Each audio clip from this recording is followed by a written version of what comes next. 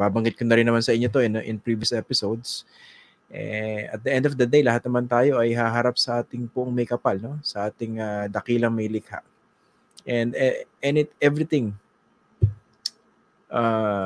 mga material possession, yung mga bagay na nakapagpasaya sa atin, pero mababaw naman yung hugot, di ba? Fame, fortune, power, lahat naman yan wala di ba? Ang tanong dyan, lumaba ka ba ng patas? Wala ka bang sinagasaan? Wala ka bang winalang hiya para maabot mo yung mga bagay-bagay na yun? Napakain mo ba yung pamilya mo? Itaguyod mo ba yung pamilya mo through honest means? No? Alam ko yung ibang mga nanonood dito hindi makakarelate dahil yung pantutrol nyo, hindi naman honest means yan. No? At saka alam ko, hindi rin makakarelate yung mga ibang politiko natin o yung maraming politiko natin dahil wala naman silang konsensya. Di ba? Meron akong conversation before with a friend, sabi sa akin, and I agreed, no? Sabi niya sa akin, kasi dati iniisip ko, nakakatulog pa ba sa gabi itong mga magnanakaw na to sa gobyerno natin? Yung mga politiko, no? Congressman tayong kilala napaka-sensitive ng posisyon pero kilala sa korupsyon, di ba? Sabi sa akin, alam mo, nakakatulog na mahimbing yung mga yan Hindi yun ang issue Kasi wala namang konsensya na di ba? Tama, sabi ko nga, no? O nga, no? Ba't ko ba iniisip yun? Minsan, napapaisip din ako na paano ba yung minsan siguro naisip natin, paano ba tayo hindi ma-disappoint dito sa mga ginagawang pagpapatakbo sa ating gobyerno? No? Yung obvious naman na mali, pero pinipilit na gawin tama.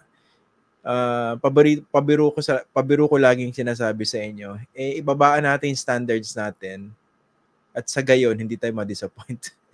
Pero alam niyo, I can never do that no? Kasi standards are there for a reason, no? Standards are there for a reason. So, hindi natin pwedeng isurrender yon para lang hindi tayo ma-disappoint, no? Of course, some people can say, hindi na lang ako makikialam. Okay din yon. Because in many respects, ignorance is bliss. Pag hindi mo alam yung problema, okay lang yon. Kung hindi ka man apektado. Pero iilan lang ba sa ating mga kapwa Pilipino yung merong ganong privilege na hindi ako makialam, hindi man ako apektado.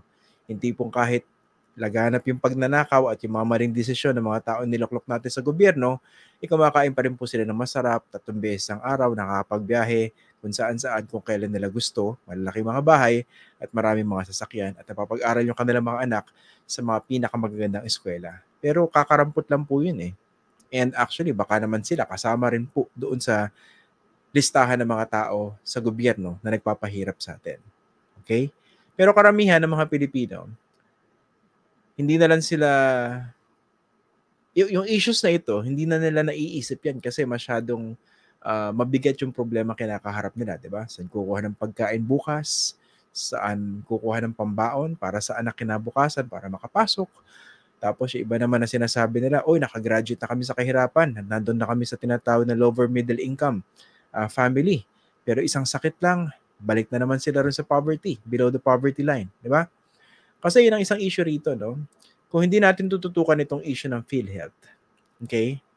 Talagang hindi mag-i-improve yung ating sistema ng health insurance, no?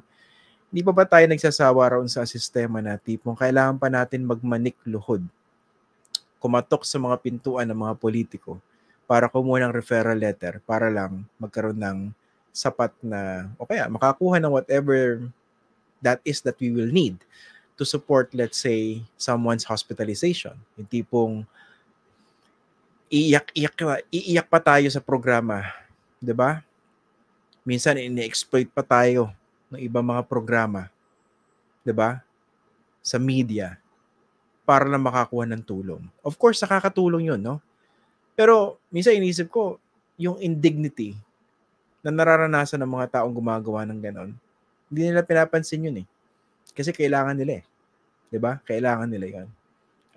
Yun yung mga bagay na hindi mararanasan na may pera. Yung tipong they would never experience the indignity of having to beg for money on national TV or in front of congressmen. Pumila ng pagkahaba-haba, pagkatagal-tagal para makakuha ng referral letter. 'Di ba? Kung matino sana yung health insurance system natin, 'di ba? Kung naipapatupad na maayos ang ating universal healthcare law, kung wala mga ganito, 'di ba? Kahit papaano mas malalapit tayo ron sa ating goal na magkaroon tayo ng isang matino at working na health insurance system. Ayan. Okay? Shoutout sa mga trolls. Alam ko hindi kayo nakaka-relate dito. Pero syempre, pag nagkasakit kayo, magkano lang ba yung kinikita nyo sa trolling, di ba? Magkano bang bayad nyo ngayong gabi? Hindi naman sapat yan na pambili ng gamot, no?